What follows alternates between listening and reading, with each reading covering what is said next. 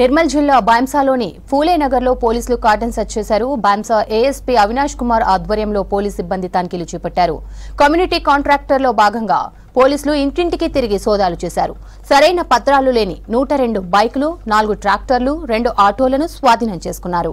పట్టణంలో ఎవరైనా అనుమానాస్పదంగా కనిపిస్తే పోలీసులకు సమాచారం ఇవ్వాలని ఏఎస్పీ అవినాష్ తెలిపారు.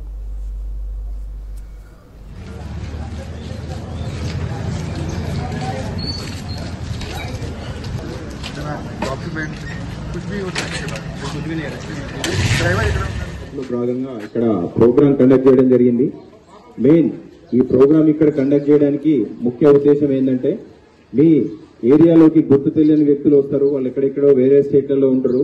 అక్కడ ఏదో నేరాలు చేసేసి దాంట్లో దొరకొద్దు అన్న ఉద్దేశంతో ఇక్కడ వచ్చేసి తలదాచుకోనికి కానీ, ఇక్కడ ఏదో వ్యవస్థీకృత నేరాలు చేయడానికి కానీ ఇక్కడికి వస్తారు. కాబట్టి మెయిన్ మేము చెక్ చేసింది ఏంటంటే, ఎక్కడైనా గుర్తు తెలియని వ్యక్తులు మీ దగ్గర రెంటెడ్ గా ఉన్నప్పుడు మీ దగ్గర కిరాయి కొననీకి వస్తారు.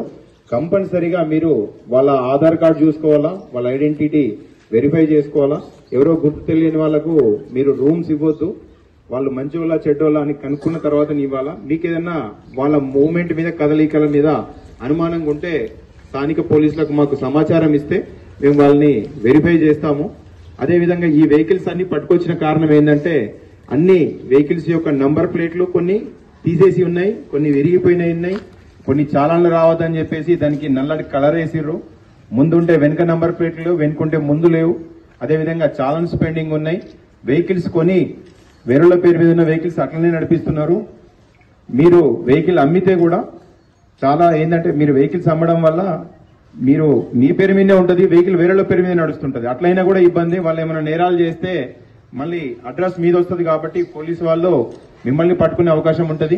కంపల్సరీగా మీరు ఎవరైనా వెహికల్ అమ్మితే కనుక కంపల్సరీ మీరు ఏం చేయాలంటే, ఆ వెహికల్ వాళ్ళ పేరు మీకు ట్రాన్స్ఫర్ అయ్యేటట్టు చూసుకోవాలా.